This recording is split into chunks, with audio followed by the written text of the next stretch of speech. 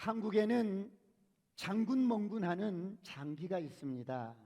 저는 어릴 적에 부모님의 손을 잡고 서당을 다니면서 장기를 배웠습니다. 여러분, 장기를 두실 줄 아십니까? 유럽에는 서양 장기인 체스가 있습니다. 유대인 가운데 체스를 잘 두는 고수가 있었어요. 그가 한 번은 프랑스 르브르 박물관에 이렇게 둘러보다가 놀라운 그림 하나를 발견합니다.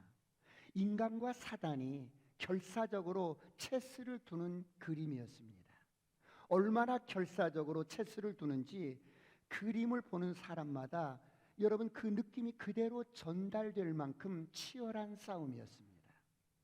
그는 그 그림을 보는 순간에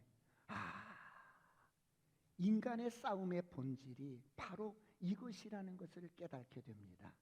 그런데 중요한 것은 둘 중에 누가 이길까 이런 생각을 하면서 그림을 자세히 보니 사단이 이긴 것이 확실했습니다. 사단은 외통수를 부른 후에 인간을 향해서 회심의 미소를 짓고 있는 거예요. 그래서 이 유대인은, 체스의 고수인 유대인은 안 돼! 그럴 수는 없어! 자신도 모르게 소리를 질렀습니다. 조용히 관람을 해야 할 박물관에 갑자기 큰 소리가 나자 경비병이 다가와서 주의를 주었습니다. 쉿! Please! Please! 조용히 관람해 주세요. 그러나 그는 다시 그림을 보면서 아니야, 이래서는 절대 안 되지. 또다시 소리를 질렀습니다. 그만 그는 건물 밖으로 쫓겨나고 말았습니다. 그러자 그는 그림이 다시 보고 싶어진 겁니다.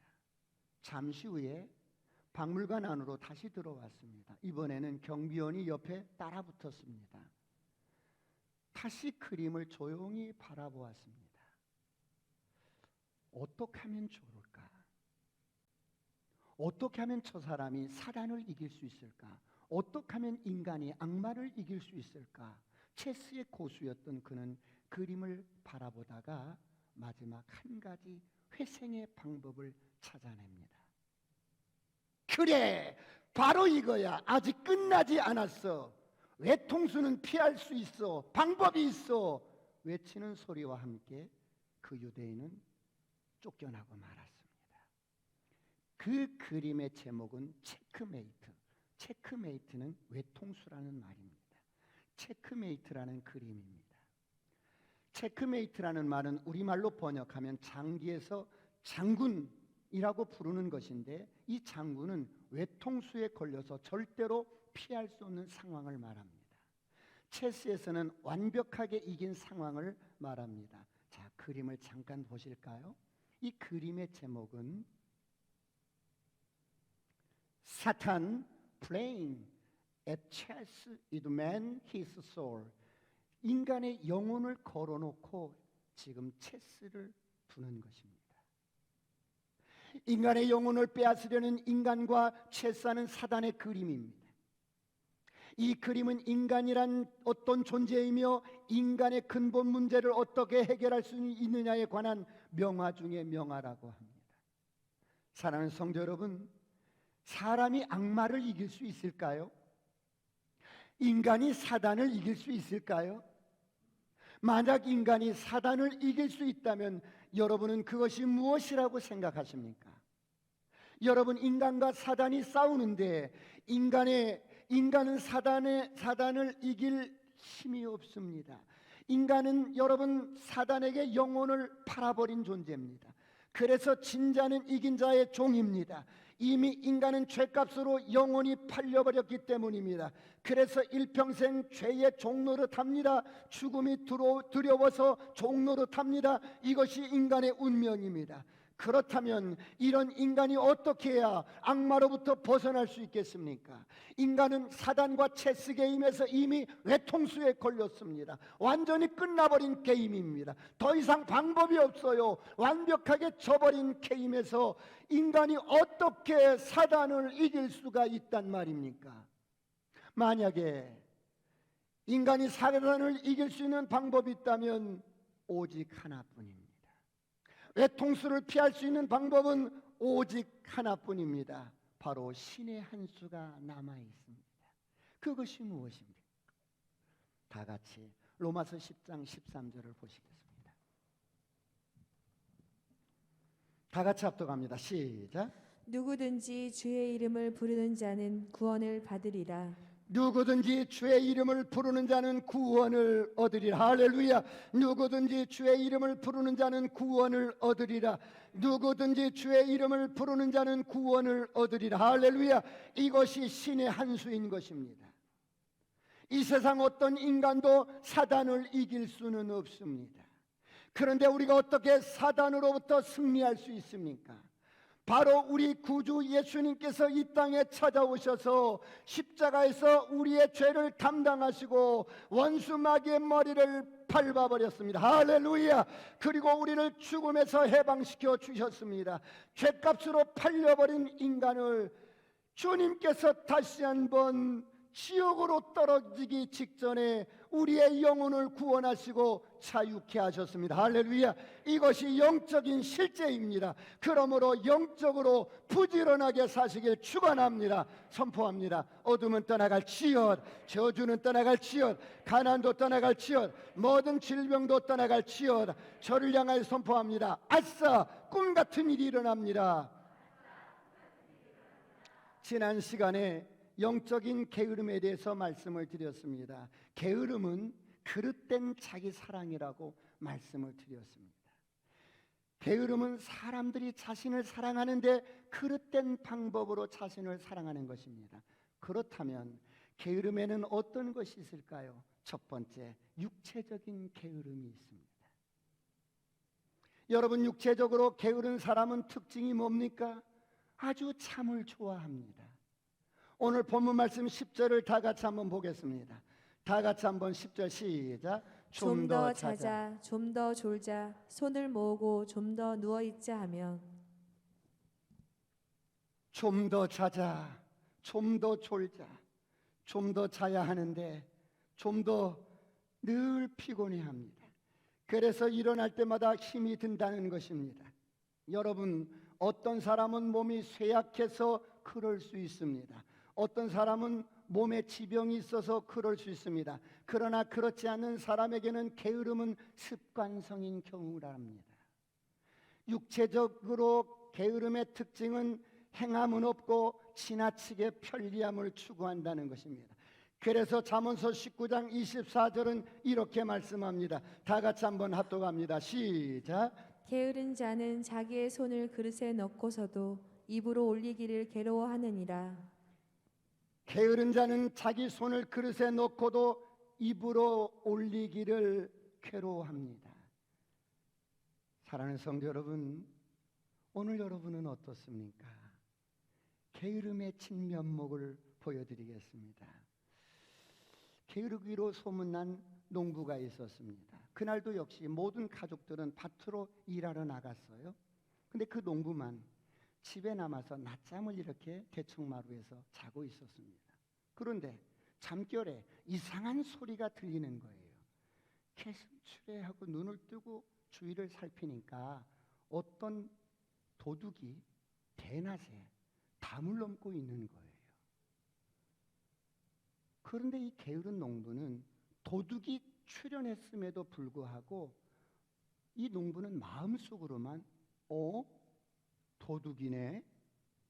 저놈 담장을 넘어 들어오기만 해봐라. 중얼거리면서 좀 더 찾아 다시 스르르 잠속으로 빠져들었어요.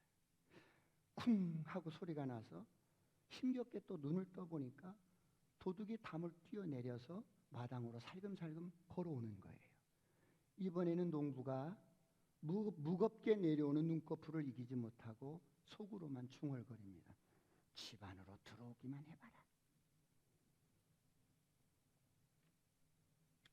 농부가 깊이 잠든 줄 알고 도둑은 살금살금 집 안으로 들어와 농부 옆을 지내서 안방으로 들어갔습니다. 농부가 잠에 취한 채로 중얼거립니다. 안방으로 들어가네? 뭘 가지고 나오기만 해봐라. 잠시 후에 도둑은 안방에서 감나가는 물건들을 한 보따리 짊어지고 나왔어요. 그리고 대문 쪽으로 처벅처벅 걸어갑니다. 이 게으른 집주인은 대문을 열고 나가는 도둑의 뒷모습을 보면서 여전히 잠에서 깨어나지 못한 채 잠꼬대처럼 중얼거립니다. 뭐라고 중얼거렸을까요? 2번 다시 오기만 해봐라.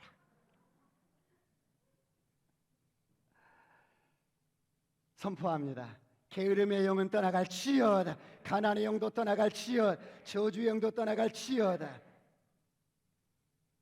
두 번째, 정신적인 게으름도 있습니다. 정신적으로 게으른 사람은 특징이 뭡니까? 핑계가 많습니다. 늘 책임을 남에게 전가합니다. 책임을 남에게 전가하고 원망하고 불평이 많습니다. 미래를 향하여 마음이 열려 있지 않습니다. 당연히 미래를 준비하지 않습니다. 그래서 잠언서 22장 13절은 이렇게 말씀합니다. 다 같이 한번 합독합니다. 시작. 게으른 자는 말하기를 사자가 밖에 있은즉 내가 나가면 거리에서 찢기겠다 하느니라. 무슨 말씀입니까? 사자가 있어서 밖에는 못 나간다는 것입니다. 안 나가는 것이 아니라 사자 때문에 못 나간다는 것입니다. 핑계를 댑니다. 정신적으로 게으른 사람은 모든 사사건건 책임을 전가합니다. 여러분, 인생은 어떤 상황 속에서든지 내 인생은 내가 책임을 지는 겁니다. 할렐루야.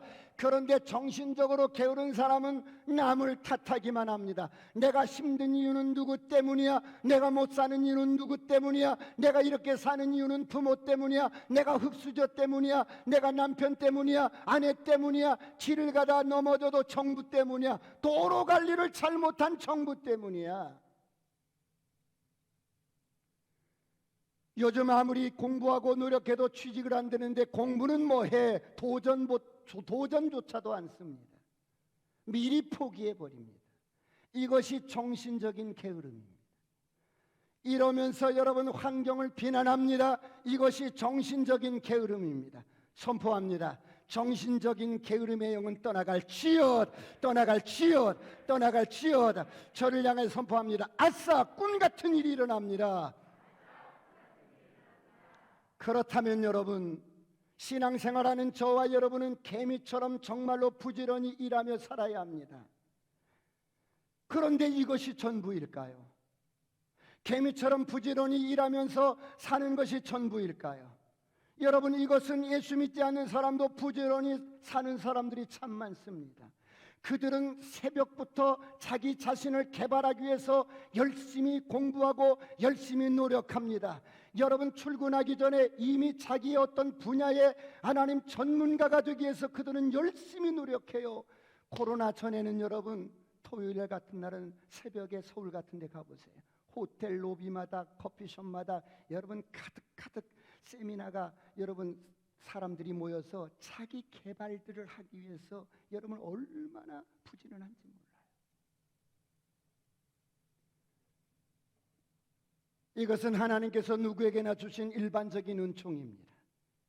그렇다면 오늘 예수 믿고 사는 저와 여러분은 어떻게 살아야 할까요? 세 번째, 영적인 일에 부지런해야 합니다. 여러분, 왜 예수 믿는 저와 여러분은 영적으로 부지런해야 합니까? 우리가 영적인 존재이기 때문입니다. 그래서 예수가 아니면 우리 인생은 어떤 수고와 어떤 노력을 해도 모두가 헛되기 때문입니다. 해 아래서 수고한 모든 것이 헛되기 때문입니다. 왜 그렇습니까?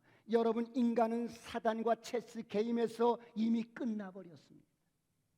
내가 가진 능력도, 내가 여러분 가진 스펙도, 내가 이룬 어떤 업적도, 내가 어떤 세상적으로 성공도 모두 다 이 세상 임금인 사단의 것입니다. 그러므로 십자가의 예수가 아니면 우리 인생은 소망이 없습니다. 이미 죗값으로 팔려버렸기 때문입니다. 우리의 영혼은 죽어버린 것입니다. 그러므로 예수님이 아니면 아무리 몸부림쳐도 울어도 수고해도 벗어날 수가 없는 여러분 운명입니다.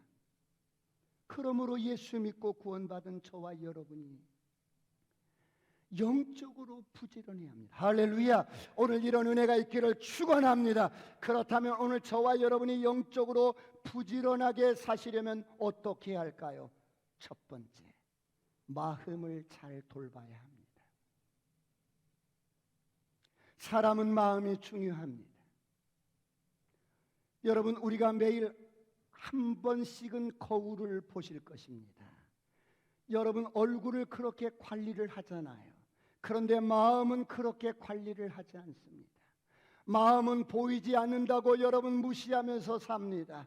여러분, 얼굴은 하루에 한 번 정도는 화장을 하든 메이크업을 하든 여러분 관리를 합니다. 그런데 우리 마음은 그렇게 돌보지 않습니다. 여러분, 왜 우리 마음을 잘 돌봐야 합니까? 우리가 영적인 존재이기 때문입니다. 그래서 우리의 마음은 밭과 같습니다. 우리의 마음을 늘 새롭게 돌보지 않으면 우리의 마음이 여러분 부패해 버립니다. 황폐해져 버립니다. 그러므로 성경은 말씀합니다. 로마서 12장 2절은 이렇게 말씀합니다. 다 같이 합독합니다. 시작. 너희는 이 세대를 본받지 말고 오직 마음을 새롭게 함으로 변화를 받아 하나님의 선하시고 기뻐하시고 온전하신 뜻이 무엇인지 분별하도록 하라. 너희는 이 세대를 본받지 마라. 오직 마음을 새롭게 함으로 변화를 받아 하나님의 선하시고 기뻐하시고 온전하신 뜻이 무엇인지 분별하도록 하라. 할렐루야. 마음을 새롭게 하시길 축원합니다. 마음을 잘 돌보라는 겁니다. 마음을 잘 관리하라는 것입니다. 날마다 거울을 우리가 한 번씩 보듯이 여러분의 마음도 여러분 날마다 관리를 하라는 것입니다. 그렇다면 어떻게 마음을 새롭게 할 수 있습니까? 어떻게 우리의 마음을 새롭게 할 수 있습니까? 버릴 것을 버려야 합니다. 버릴 것을 버리지 않으면 새로운 것을 담을 수가 없습니다. 지난날의 상처를 버려야 합니다. 지난날의 쓴뿌리를 버려야 합니다. 지난날의 아픔을 버려야 합니다. 죄와 허물을 버려야 합니다. 할렐루야. 버리지 않고는 새로운 것을 담을 수가 없고 버리지 않고는 새로운 것을 담고 창의적인 생각을 해나갈 수가 없어요. 자, 이 시간 한번 우리가 버리는 작업을 하겠는데 저를 따라합니다. 이 손은 성령의 손, 이 손은 치유의 손. 자, 여러분이 성령의 손이 닿는 곳마다 치유의 손이 닿는 곳마다 회복되고 치유가 될 줄 믿습니다. 그래서 여러분 생각 속에 버려야 할 것들, 마음 속에 버려야 할 것들, 몸 속에 버려야 할 것들, 여러분 지난날의 상처, 어떤 암덩어리도 괜찮아요. 어떤 종양도 괜찮아요. 여러분 어떤 상처도 괜찮아요. 이런 것들을 꺼냅니다. 지금 꺼내서 여러분 한 손에 다 올려놓으십시오. 자, 지금 다 꺼내보세요. 실제로 꺼내보세요. 꺼내는 척만 하지 말고 정말 여러분 내면 깊숙한 곳에 여러분 묻어두었던 가둬놓았던 것들 다 꺼내서 여기다 올려놓습니다. 그리고 하나 둘 셋 하면 십자가의 예수 앞에 그냥 나가라 하면서 보내는 겁니다. 3번 연거푸 하겠습니다. 자, 꺼내놓았지요?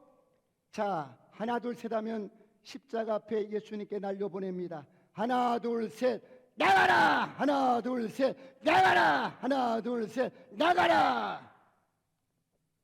상처도 버리시길 축원합니다. 허물도 버리시길 축원합니다.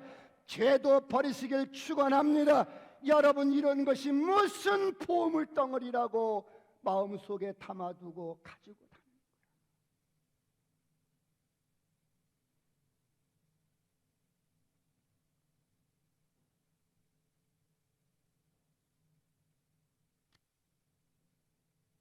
여러분 마음을 돌본다는 것은 이런 것들을 정리해서 버릴 것은 빨리빨리 버리는 것입니다. 이런 은혜가 있기를 축원합니다. 우리 마음을 돌보지 않으면 황폐해져 버립니다. 아무리 좋은 문전 옥답도 기름진 여러분, 밭도 돌보지 않으면 황폐해져 버립니다. 우리의 마음이 그런 것입니다. 하루하루 마음밭을 부지런히 잘 돌보시길 축원합니다. 마음밭을 부지런히 돌보지 않으면 어떻게 돼요? 나도 모르게 교만이 싹이 틉니다. 잡초가 올라와요. 미움이라는 잡초가 올라와요. 분노라는 잡초가 올라와요. 누가 내 마음밭에 돌을 던졌는데 이것이 미움의 씨가 떨어져서 싹이 납니다. 마음의 상처가 자랍니다. 여러분, 어떻게 해야 합니까?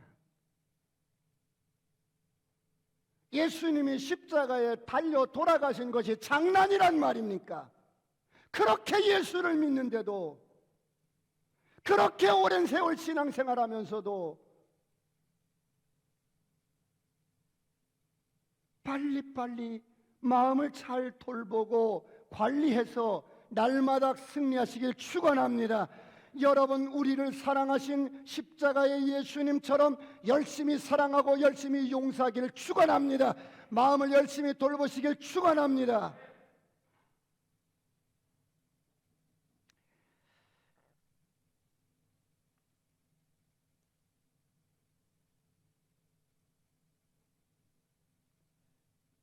거듭난 저와 여러분의 영은 하나님의 본성과 똑같은 생명입니다.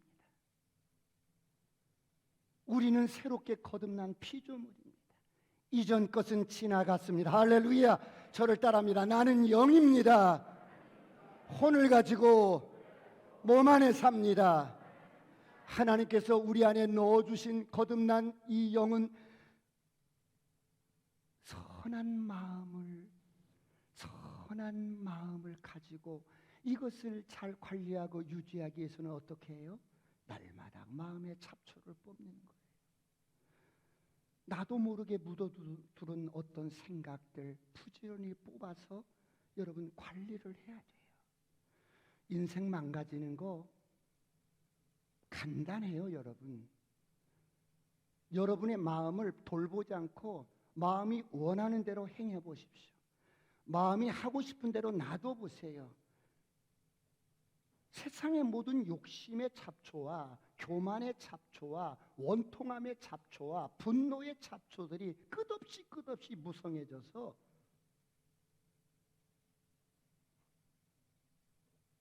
인생이 황폐해져 버려요.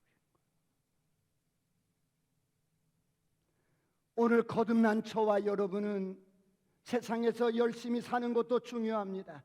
그러나 정말 중요한 것은 우리가 영적으로 날마다 마음을 돌보면서 살아가시길 축원합니다. 마음을 잘 경작해야 합니다. 날마다 옥토로 만들어야 합니다. 그렇지 아니하면 돌짝밭이 되고 가시밭이 되고 아무리 씨를 뿌려도 경작되지 않는 거예요.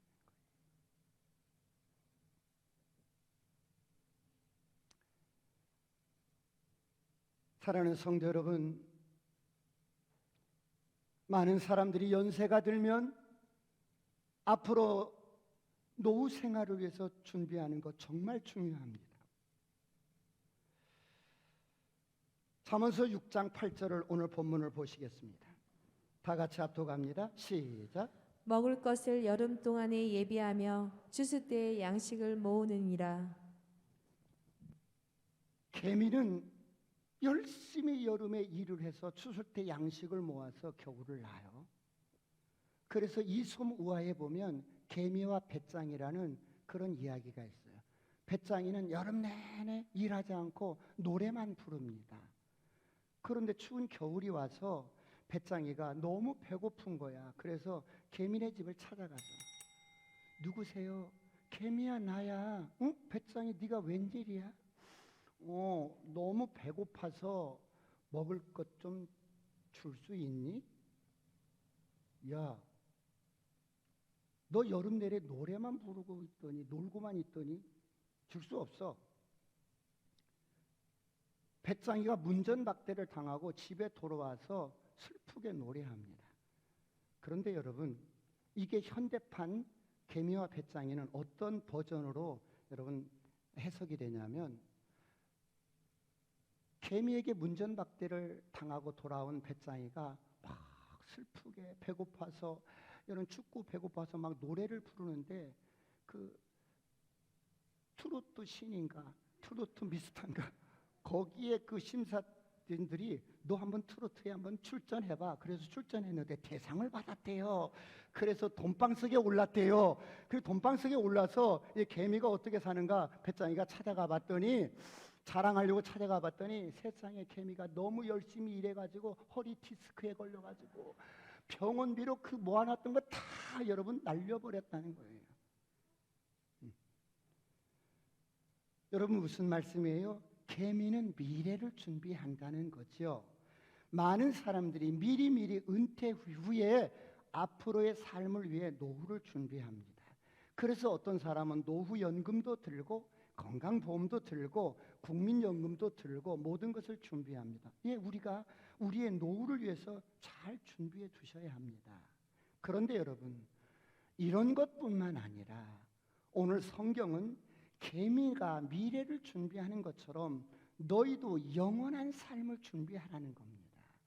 여러분 기껏 살다 가는 인생, 70년, 80년, 100년 살다 가는 이 인생, 이것만 준비하는 것이 아니라 천국에 가서 영원히 사는 삶도 준비하라는 겁니다. 오늘 이런 은혜가 있기를 축원합니다. 여러분, 우리가 그래서 성경은 자꾸만 이렇게 말씀합니다. 너희를 위하여 보물을 땅에 쌓아두지 말고 너희를 위하여 보물을 하늘에 쌓아두라. 할렐루야. 우리에게 주어질 영원한 천국의 삶, 영원한 삶, 영원한 삶을 육신을 입고 사는 이 땅에 사는 어간에 준비될 수 있다는 것입니다. 그래서 이 땅에서 열심히 영적으로 부지런히 준비하며 살아가는 저와 여러분이 되시길 축원합니다. 그렇다면 열심히 준비하며 살아가는 저와 여러분에게는 어떤 영광이, 어떤 삶이 준비되어 있는데요. 계시록 19장 5절로 9절을 보겠습니다. 이 땅의 모든 것들이 끝나버리고 새하늘과 새 땅이 우리에게 주어졌을 때 여러분 어린 양의 혼인잔치에 들어갑니다. 그 잔치를 들어가는 우리 5절부터 9절까지 쭉 한번 합동합니다. 시작. 보좌에서 음성이 나서 이르시되 하나님의 종들 곧 그를 경외하는 너희들아 작은 자나 큰 자나 다 우리 하나님께 찬송하라 하더라. 또 내가 들으니 허다한 무리의 음성과도 같고 많은 물소리와도 같고 큰 우레소리와도 같은 소리로 이르되 할렐루야 주 우리 하나님 곧 전능하신 이가 통치하시도다. 우리가 즐거워하고 크게 기뻐하며 그에게 영광을 돌리세.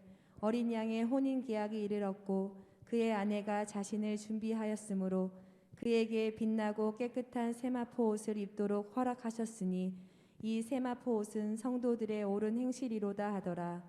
천사가 내게 말하기를 기록하라. 어린 양의 혼인 잔치에 청함을 받은 자들은 복이 있도다 하고 또 내게 말하되 이것은 하나님의 참되신 말씀이라 하기로. 어린 양의 혼인잔치에 참여하는 여러분, 이런 자들은 복이 있는데 여러분 어린 양의 혼인잔치에 참여하는 신부의 모습을 보십시오. 빛나고 깨끗한 세마포를 입고 입장하는 신부의 모습을 보십시오. 신랑 대신 예수님과 신부는 바로 성도인 저와 여러분입니다. 교회인 저와 여러분이 어린 양의 혼인잔치에 여러분 참여하는데 이때 혼인잔치의 주인공이 누굽니까? 신랑 대신 예수님이시겠어요? 아니야. 이 어린 양의 혼인잔치의 주인공은 바로 신부인 저와 여러분입니다. 예수 믿고 이 땅에서 수고한 성도들입니다. 바로 저와 여러분이 영적으로 부지런히 준비하고 영적으로 부지런히 살았던, 하나님 나라를 위해서 살았던 어린 양의 혼인잔치에 세마포를 입고 신부로서 빛나는 여러분 면류관을 쓰고 이 어린 양의 혼인잔치에 참여하는 것입니다. 그러므로 영적으로 부지런하게 사시길 축원합니다. 부지런하게 사시길 축원합니다. 그때 여러분 이 땅에서 수고한 대로 영광스러운 빛나는 면류관을 신부가 쓰고 신랑 대신 예수님과 결혼식하는 모습을 보십시오. 그 신부의 옷에는 여러 가지 장식들이 있어요. 이 땅에서 수고한 대로 주님이 그 신부에게 씌워주는 영광의 면류관의 색깔이 다르고 빛이 다를 것입니다. 그러므로 영적으로 부지런한 저와 여러분이 되시길 축원합니다. 그렇다면 게으른 자의 결과는 어떻습니까? 오늘 본문 10절, 11절을 보시겠습니다. 다 같이 합독합니다. 시작. 좀 더 자자, 좀 더 졸자, 손을 모으고 좀 더 누워 있자 하면 내 빈궁이 강도같이 오며 내 곰핍이 군사같이 이르리라. 이렇게 자꾸 영적으로나 육적으로나 게으른 자는 좀 더 자자, 좀 더 졸자, 늘 잠이 부족해, 난 늘 피곤해, 난 더 못 잤어, 늘 이러면 영적으로나 육적으로나 이런 사람에게는 내 빈궁이 강도같이 오며 내 곰핍이 군사같이 이르리라. 이게 무슨 말씀이에요? 육적으로나 영적으로나 빈궁과 곰핍이 강도같이 오며 군사같이 이르리라. 이 말씀이 무슨 뜻이냐면 막을 수가 없다는 거예요. 궁핍함과 빈궁과 이런 것이 어느 날 갑자기 우리에게 찾아오는데 막을 수가 없다는 거예요. 그러므로 영적으로 깨어 부지런하시길 축원합니다. 저를 향하여 선포합니다. 아싸, 꿈 같은 일이 일어납니다. 두 번째, 영적으로 부지런하려면 어떻게 해야 합니까? 영적인 생활의 가장 기본이 되는 것 딱 한 가지만 말씀을 드리고자 합니다. 첫 번째는 마음을 잘 돌봐야 하고요. 두 번째는 기도 생활에 게으르지 않도록 해야 합니다. 여러분, 인간은 사단과 체스 게임에서 완전히 패배를 했습니다. 끝나버린 겁니다. 진 자는 이긴 자의 종이 되었습니다. 그런데 신의 한 수인 여러분, 예수님의 이름을 부름으로써 역전이 됩니다. 어떤 상황 속에서든지 예수님의 이름을 부르는 자는 구원을 얻으리라. 할렐루야. 그래서 사단이 가장 싫어하는 것은 주님의 이름을 부르는 것입니다. 만왕의 왕 되신 예수님의 이름을 부르는 것을 사단은 가장 싫어합니다. 여러분, 어쩌다가 사람들이 복음을 듣고 예수를 믿게 됩니다. 그래서 그냥 교회를 다니게 돼요. 사단은 할 수만 있으면 성도가 복음을 알지 못하도록 미혹합니다. 복음을 알까봐 두려워합니다.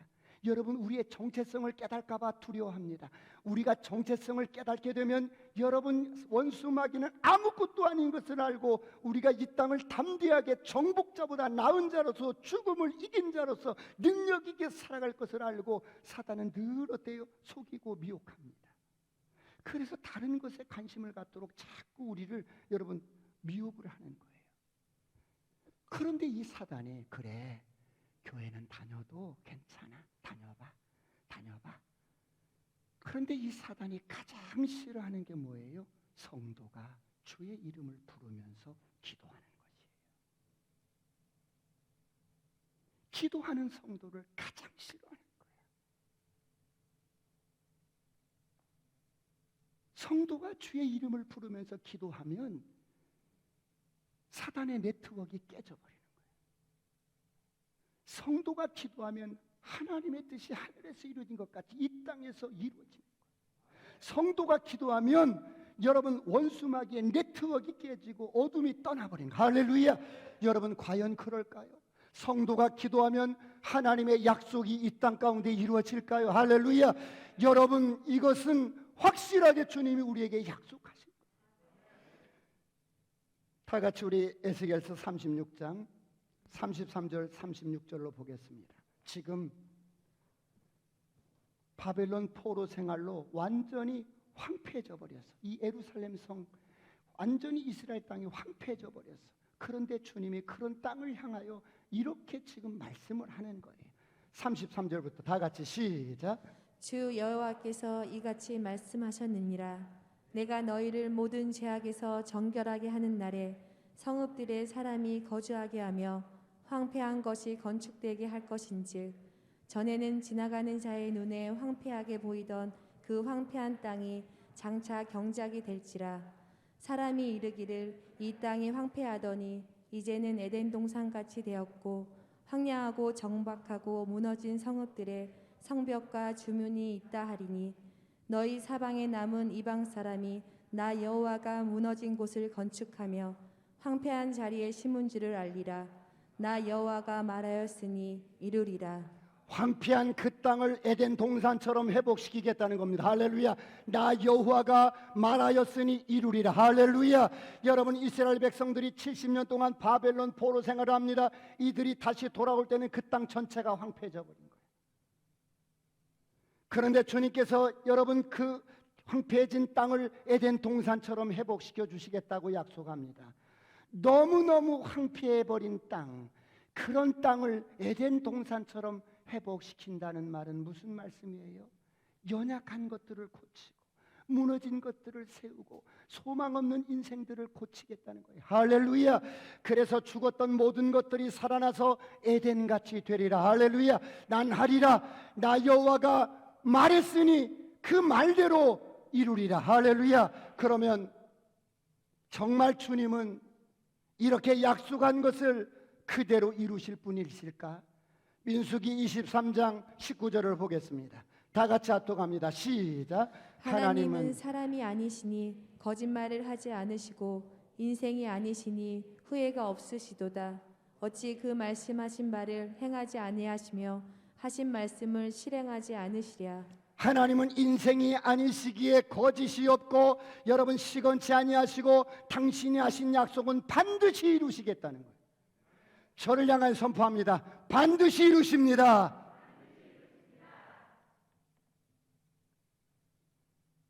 그러면 하나님께서 약속하신 말씀은 어떻게 이 땅 가운데 이루어질 수 있을까요? 황폐한 땅이 어떻게 에덴 동산처럼 모든 것들을 하나님께서 회복시킬 수 있단 말입니까? 이런 엄청난 하나님의 약속이 우리에게 어떻게 이루어질 수 있습니까? 지금 코로나로 인하여 많은 것들이 무너졌어요. 관계도 무너지고 개인적인 인생도 무너지고 물질적인 부분도 무너지고 가정도 무너지고 모든 것들이 무너질 수 있어요. 그런데 이런 무너진 황폐한 이런 땅에 하나님께서 에덴 동산처럼 회복시켜 주시겠다고 약속을 하시는데 어떻게 이 약속이 우리 가운데, 여러분의 가정 가운데, 여러분의 인생 가운데 이루어질 수 있단 말입니까? 저절로 이루어지는 게 아닙니다. 어떻게 이루어집니까? 여러분 놀라지 마세요. 이것은 비밀입니다. 에스겔서 36장 37절을 보십시다. 다 같이 합독합니다. 시작. 주 여호와께서 이같이 말씀하셨느니라. 그래도 이스라엘 족속이 이같이 자기들에게 이루어 주기를 내게 구하여야 할지라. 내가 그들의 수요를 양떼같이 많아지게 하되. 주 여호와께서 이같이 말씀하셨느니라. 그래도 내가 약속했다. 그래도 이 약속이 이 땅 가운데, 너의 인생 가운데, 너의 가정 가운데 이루어지기 위해서는 그래도 기도해야 할지니라. 할렐루야. 기도하시길 축원합니다. 하나님의 약속이 나의 것이 되기 위해서는 기도해야 한다는 것입니다.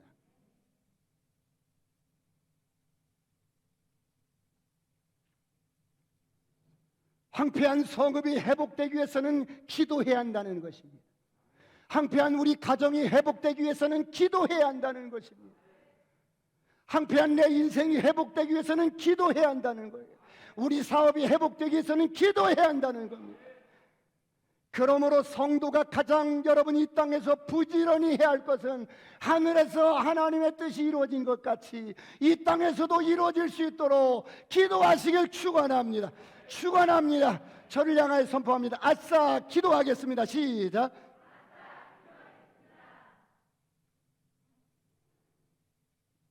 기도는 하나님의 뜻을 이 땅 가운데 이루어지게 합니다. 기도는 하나님의 능력을 끌어내리는 것입니다. 기도는 하나님이 일할 수 있도록 펴드리는 겁니다. 그러므로 성도의 기도는 엄청난 겁니다. 하나님은 아무리 우리에게 약속을 하셨어도 그래도 네가 기도해야 할지니. 할렐루야. 기도의 단을 쌓으시길 축원합니다. 여러분이 원하는 것들을 구체적으로 구하십시오. 할렐루야. 지속되는 코로나가 언제 끝날지 모릅니다. 모든 것이 어렵고 무너질 수 있습니다. 그러나 여러분, 영적으로 부지런한 성도는 이럴 때일수록 사업과 가정과 자녀들과 모든 것들을 위해서 기도를 멈추지 않습니다. 다시 한번 기도하시길 축원합니다. 아무것도 염려하지 말고 기도하세요. 기도할 수 있는데 무엇을 염려하고 걱정합니까? 빌립보서 4장 6절로 7절은 이렇게 말씀합니다. 다 같이 합독합니다. 시작. 아무것도 염려하지 말고 다만 모든 일에 기도와 간구로 너희 구할 것을 감사함으로 하나님께 아뢰라. 그리하면 모든 지각에 뛰어난 하나님의 평강이 그리스도 예수 안에서 너희 마음과 생각을 지키시리라. 걱정하지 마시고 기도하시길 축원합니다. 믿음의 사람은 걱정하지 않고 기도합니다. 충성된 사람은 걱정하지 않고 기도합니다. 그러므로 난 하리라, 기도하며 살리라. 할렐루야. 하나님은 여러분의 가정을 향한 계획이 있습니다. 여러분 자녀를 향한 계획이 있습니다. 여러분 사업을 향한 계획이 있습니다. 그래도 기도해야 할지니라. 할렐루야. 우리 교회를 향한 계획이 있어요. 이 민족을 향한 계획이 있어요. 기도하시길 축원합니다. 원치 않게 코로나로 인하여 무너진 인생이 있습니까? 바닥친 인생이 있습니까? 황폐한 가정이 있습니까? 에덴처럼 회복시켜 주실 줄 믿습니다. 난 하리라. 전능하신 하나님의 능력과 약속을 믿고 기도하리라. 이런 은혜가 있기를 축원합니다. 이미 사단은 인간과 체스 게임에서 인간은 악마를 이길 수 없습니다. 외통수에 걸렸습니다. 완전히 끝나버렸습니다. 그러나 신의 한 수가 남았습니다. 주의 이름을 부르면 누구든지 구원을 얻으리라. 할렐루야. 기도하면 주의 이름을 부르는 자는 반드시 구원을 얻으리라. 할렐루야. 그렇다면 어떻게 하시겠습니까? 코로나로 인하여 주어진 상황에 주저앉아서 여러분 근심하고 걱정하고 세월을 보내시겠습니까?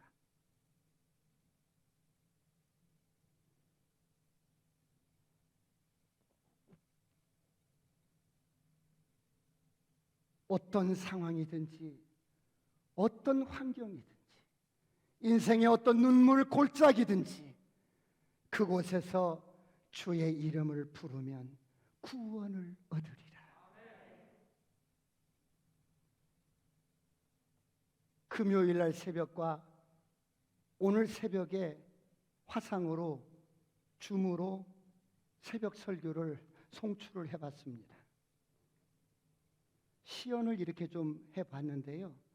여러분이 어느 곳에 있든지 새벽에 교회 나와서 예배를 못 드리시는 여러분들을 위해서 화상으로 해봤는데 목사님 안 들려요. 소리가 안 들려요. 소리가 안 들려요. 그러는데 저희가 서툴러서 그러는데 앞으로 지하 성전과 세미나실과 이렇게 실시간으로 여러분 새벽 예배든 이런 것들을 송출할 수 있도록 지금 시설을 이렇게 좀 알아보고 있습니다. 여러분 기도해 주시고요. 그러면 여기서 저는 설교를 끝내는데요. 정말 여러분에게 한 가지 꼭 부탁드리고 싶은 게 있습니다. 자, 이스라엘 백성들이 포로 생활을 하는데 이건 죽음이었어요. 그런데 다니엘이 바벨론의 총리로 있을 때 에레미야 서책을 이렇게 읽다가 하나님이 우리 민족을 70년만 되면 해방시켜 주신다고 그랬네. 이 약속을 붙들고 가슴이 벌렁벌렁한 거야. 그런데 어때요? 그럴지라도 기도해야 할지니라고 말씀하셨으니까 이제 21일 기도를 시작합니다. 그런데 다니엘이 21일 작정 기도를 시작하는 첫날에 그 기도가 이미 응답이 되어버린 거예요. 하나님께서 들으시고 응답을 딱 주셨어. 그런데 이 응답을 가지고 내려오던 가브리엘 천사장이 응답을 가지고 내려오는데 이 공중권세를 잡은 악한 원수마귀들이 응답을 가져오지 못하도록 막 방해를 하는 거야.